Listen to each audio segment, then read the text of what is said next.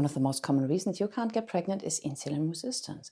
Let me tell you exactly what the symptoms are, how you can test for it, and most importantly, how to fix it naturally. And yes, you absolutely can fix it naturally. You don't need medication to bring your body back into balance. So, what is insulin resistance? Think of insulin as a key that opens the door of your cells to let sugar in for energy. When your body becomes resistant, the cells stop responding properly and the sugar stays in the bloodstream and your body pumps out more and more insulin trying to get that door open.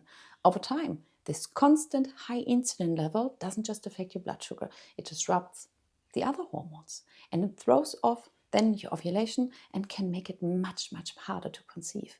Now, let's talk about the signs. One of the easiest ways to spot insulin resistance is by looking at your waist to hip ratio. If your waist is larger compared to your hips, for women, a waist to hip ratio above about 0.85 is a red flag. Now, this is very often a sign that insulin is driving fat storage around the midsection. Other symptoms include intense sugar or carbohydrate cravings. You're feeling shaky or irritable if you go too long without food. You might be tired after meals. You might have acne along the jawline, skin tags, and dark patches of skin, especially around the neck or under your arms. And if your cycles are already irregular, if you're not ovulating regularly, or if you've been told you have PCOS, then insulin resistance is very often at the very root.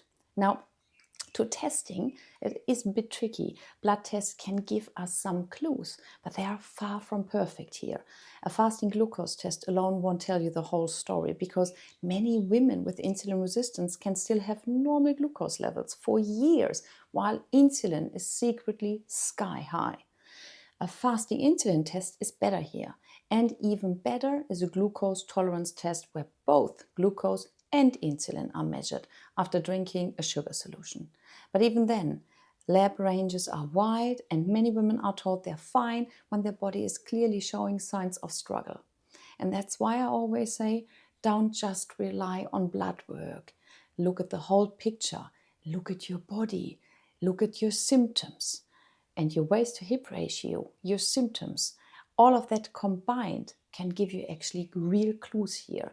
And if you feel like crap after eating, well, that crash after meals or the constant hunger despite eating enough, your body is probably telling you that insulin resistance is part of the story. Now, the good news is you can fix this naturally. And this is exactly what I'm doing inside my fertility circle from the very moment on when you step foot into my virtual door. Stabilizing your blood sugars is a cornerstone of my fertility program.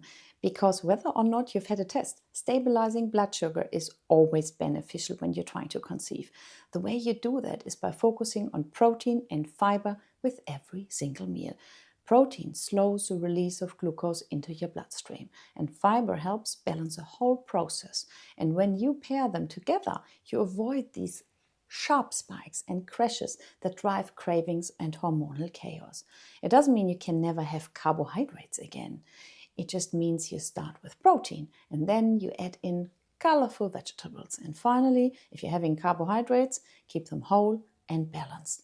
Think sweet potatoes, quinoa, or fruit. And you do that instead of processed breads and sugars. Other lifestyle factors play a big role here too. Regular movement. No, you don't have to kill yourself in the gym, but regular movement, even something as simple as walking after meals, helps your muscles soak up glucose without needing as much insulin. Strength training builds muscle, and the more muscle you have, the more glucose you can actually store safely. Prioritizing sleep is another cornerstone. It's massive because even one night of poor sleep can raise insulin resistance the next day. And stress management matters just as much because high cortisol from constant stress will keep blood sugar unstable no matter how well you eat. The best part is when you start stabilizing your blood sugars, you feel different almost immediately. Your energy evens out, your cravings calm down, your cycles begin to regulate. Your hormones get the foundation they need to support ovulation and conception. I've had women come into my fertility circle absolutely exhausted, bloated and convinced they needed IVF, only to find that once we addressed insulin resistance and blood sugar balance, their body started working with them again.